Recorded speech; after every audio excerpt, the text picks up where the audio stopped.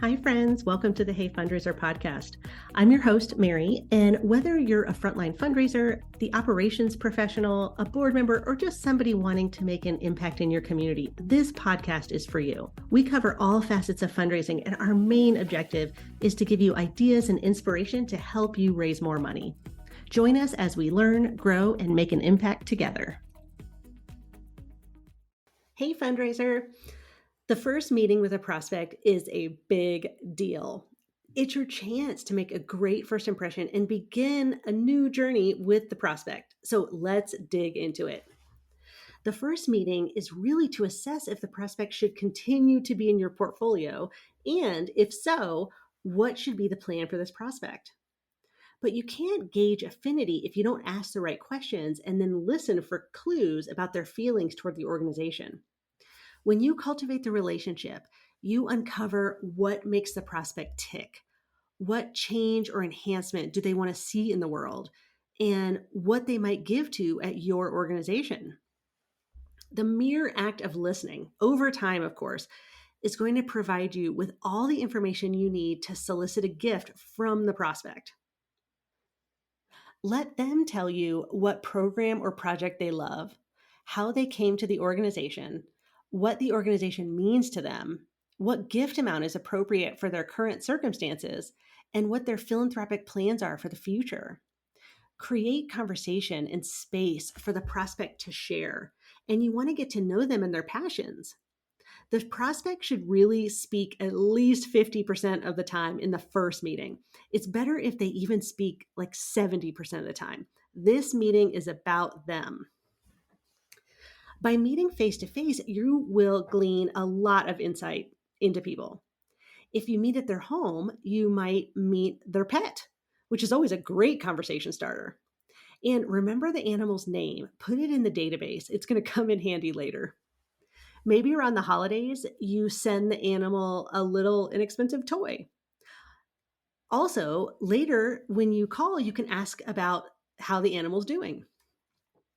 Another example of gleaning powerful insights when meeting in a donor's home is if you see bookcases and bookcases of books. Clearly, they are a voracious reader, and then you know that you can send them lengthier, more meaty material and that they'll actually read it. You might even ask them to review a newsletter draft down the road. You wouldn't have known that they love to read unless you met them at their home. If you meet a prospect at a restaurant, you're going to know if they're vegan, vegetarian, or an omnivore.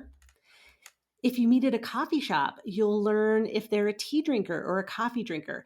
These are all just little nuggets to keep in your back pocket for later. Now, once you've met the dog or ordered your coffee, sit down and spend a couple minutes chatting about non-work related items.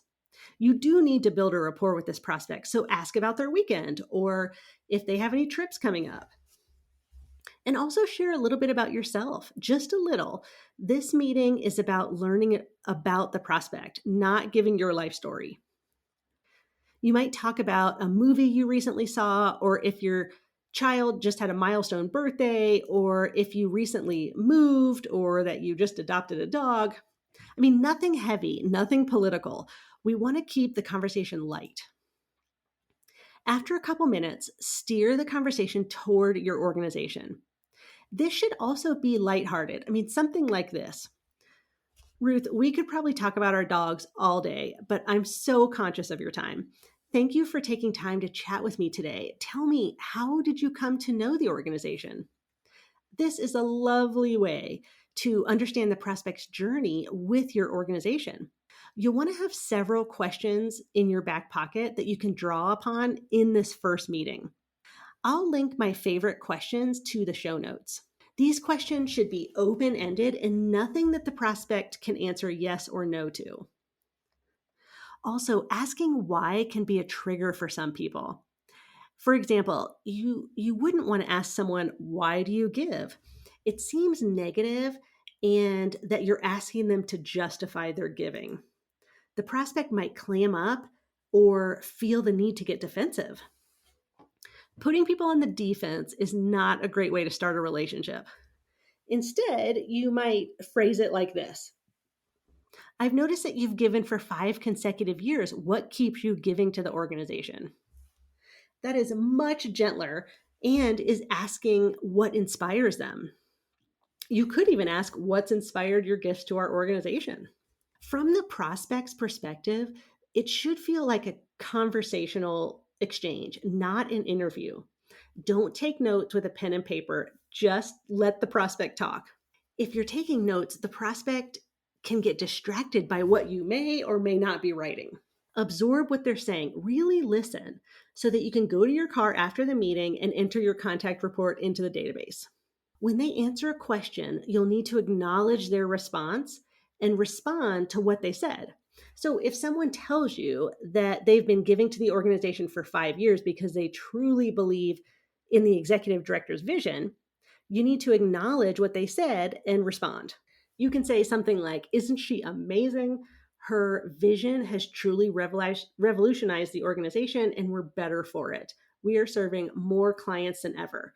Have you had a chance to meet with her?" See how I gracefully acknowledged and then asked a related question. You might not even like the executive director. You might be lukewarm in your feelings toward the ED, but you are here representing the organization, and it's not a good look to respond with, "Yeah, she's okay."